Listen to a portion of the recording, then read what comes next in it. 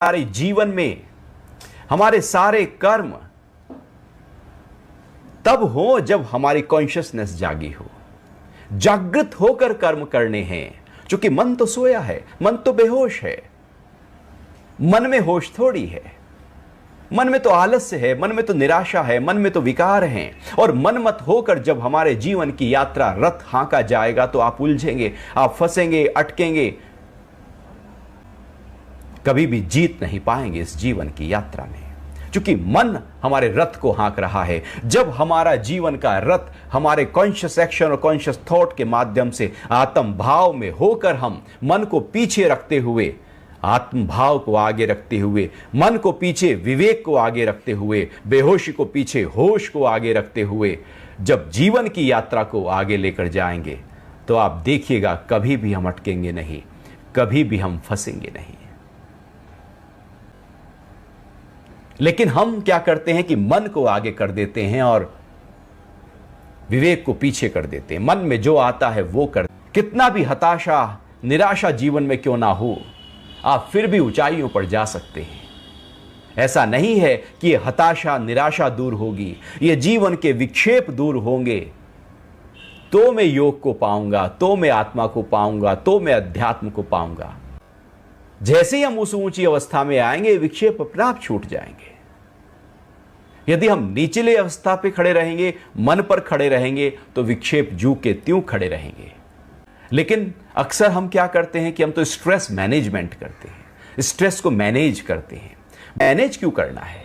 हमें चाहिए थोड़ी स्ट्रेस, कोई डिप्रेशन थोड़ी चाहिए।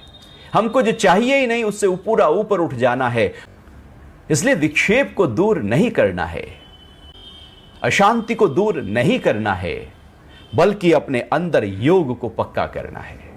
यदि अशांति को दूर करने में जाएंगे तो अशांति कभी दूर नहीं होगी। विक्षेपों को हटाने जाओगे तो विक्षेप कैसे हटेगा? हट ही नहीं सकता। विक्षेप तो अंधेरे की तरह है। एक कमरे में अंधेरा है, अब उस अंधेरे को आपको हटाना है। कैसे हटाओगे? क्या बाल्टी भर भर कर उस अंधेरे को बाहर फेंकोगे, या पंखे से बाहर अंधेरे को लेकर जाओगे, या बाहर कहीं दूर की रोशनी को हाथ से लाकर कमरे के अंदर ले आओगे? आप अंधेरे के साथ कुछ भी प्रयोग करो, कुछ भी तरह से देखो, वो अंधेरा नहीं जाएगा। ऐसे ही मन के विक्षेप नहीं जाएंगे। मन के विक्षेप को दूर करना हो तो कुछ और करना पड़ेगा। जैसे अंधेरे को दूर करना हो तो प्रकाश लाना पड़ता है। जीवन की उलझनों को दूर करना हो तो भीतर के जो आत्म भाव है, जो योग है, उस योग में अपने आप को ले आओ।